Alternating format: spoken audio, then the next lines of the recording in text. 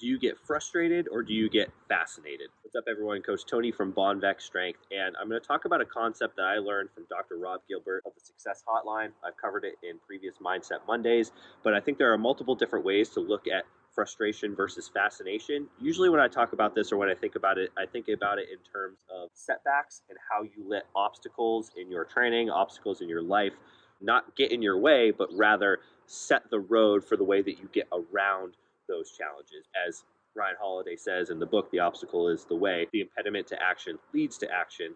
The obstacle, therefore, is the way. Another way I like to think about it is in terms of the performance of other lifters around you, your competition, so to speak, and how that can drive your success. And a lot of times people get demotivated by getting beaten by somebody else. Powerlifting is a competitive sport. While it is individual, you're competing against yourself. And I've often used the term comparison is the thief of joy, run your own race, that kind of thing.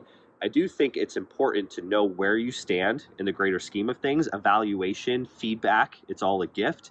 It helps you understand where you are and where you need to go, what you need to do to get where you want to go. But I see a lot of lifters who get frustrated by the fact that somebody else is having more success than them. Their numbers are going up, they are having more success in competition, they're getting more recognition, they're getting more external validation. And rather than getting frustrated by another lifter's performance, I think it makes more sense to get fascinated by another lifter's performance, because if somebody else has gotten where you want to go, that means you can get there too. Success leaves clues. Figure out what this person is doing. They've laid out the blueprint and try to emulate what's helped them be successful. Chances are, if they are ahead of you, they're doing something better than you. They're working harder, they are working longer, they're working more efficiently, they're working more intelligently. Figure out what it is and then put it into play with yourself. And I often think about Greg Panora of Westside Barbell fame and what he has talked about in terms of why Westside Barbell was so successful, churning out big time lifters, world record holders. It wasn't necessarily the methods, it wasn't necessarily the bands or the chains or that Louis Simmons was guiding them along the way. It was the internal competition within the gym. Every single max effort day, when they're maxing out in a new variation, you didn't want to be the guy who got beat. You wanted to be the last man standing and do the heaviest weight on whatever the max effort movement of the day was. When it was dynamic effort day and they're doing their speed work, you wanted to lift faster than the guy before you. And I got to talk to Jim Wendler about his time at Westside Barbell. And one of the things that he said was that very often dynamic effort day turned into another max effort day. When everybody had kind of done their speed work, they ended up working up to heavy sets after that anyways, and kind of last man standing. Okay, like who can continue to go heavier and move the barbell faster? So that sense of competition is actually what created